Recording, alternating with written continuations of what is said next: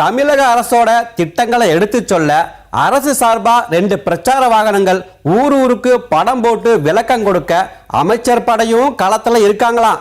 பேசிக்கிட்டாங்க.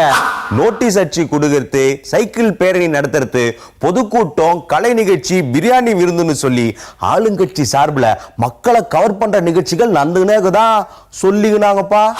அமைச்சர் வைத்தியலிங்கத்தோட மகள், அமைச்சர் முனுசாமியோட மகன், அமைச்சர் காமராசரோட மகன்னு இன்னும் பல கட்சிக்காரங்களோட திருமணம் முதல்வர் தலைமையில நடக்குதாமா.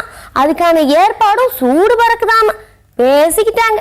டிசம்பர்ல நடக்கிற திருமண விழாவுக்கு அப்புறம் 5 இடத்துல மண்டல மாநாடு நடத்த திட்டம் இருக்குதான்.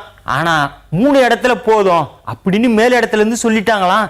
கோவை, திருச்சி, மதுரைன்னு பேச்சு சொல்லிக்கிட்டாங்க. ஐயா, முதல்வரோட சூறாவளி பயணம் மாநாடு நிகழ்ச்சிகள் நடக்கிற அதே வேளையில அமைச்சர் படையும் தொகுதி வாரியா மக்களை சந்திப்பாங்களாம். அப்படியே வேட்பாளர் பட்டியலை வெளியிடுவாங்களாம். பேசிக்கிட்டுதாங்க ஐயா. அதிமுகவோட அதிரடி திட்டங்கள் சமாளிக்க திமுக தரப்புலையும் அதிரடி திட்டங்கள் இருக்குதுங்களா.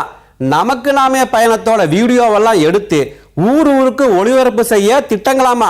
பேசிக்கிட்டாங்க. இன்னொரு பக்கம் புதுசா 32 பிரச்சார வாகனங்கள் வரப்போகுதா. அதுல திமுக ஆட்சியில செஞ்ச சாதனைகளையும் ஸ்டாலினை முன்னிறுத்தியும் பிரச்சாரம் நடக்கும் சொல்றாங்க. அது மட்டும் இல்லாம A to Z பட்டி தொட்டி எல்லாம் கலகலக்கும் அப்படின்னு பேச்சாவா இருக்குதுப்பா. ஸ்டாலின் பயணம் போகாத இடத்துக்கெல்லாம் தலைமை கழகத்துல சிறப்பு பயிற்சி பெற்ற பேச்சாளர்கள் மூலமா பொதுக்கூட்டம் நடக்குமா. அத்தோட படமும் காட்டினா ஆதரவு அதிகமாகும் அப்படின்னு திட்டமாமா. சொல்லிக்கிட்டாங்க. காங்கிரஸ் கட்சி சார்பில் 5 இடத்துல மண்டல மாநாடு அப்படின்னு பிளான் போட்டு வேலை நடக்க எல்லா இடத்துலயும் பிரபலங்களை களத்துல இறக்கி விட்டு தொண்டர்களுக்கு உற்சாகத்தை உண்டாக்கி இருக்கிறாங்களாம். வாசனம் பின்னாடியே பொதுக்கூட்டம் நடத்துறாராம். சொல்லிக்கிட்டாங்க. ஐயா, முதல் கட்டமா மாவட்டந்தோறும் ஆர்ப்பாட்டம் இறங்குன மக்கள் நல கூட்டியக்கம் அடுத்து மண்டல அளவுல போராட்டம், மாநில அளவுல மாநாடுன்னு தேர்தல் வேலையில தீவிரமா இறங்கிட்டாங்களாம். பேசிக்கிட்டுதாங்க ஐயா.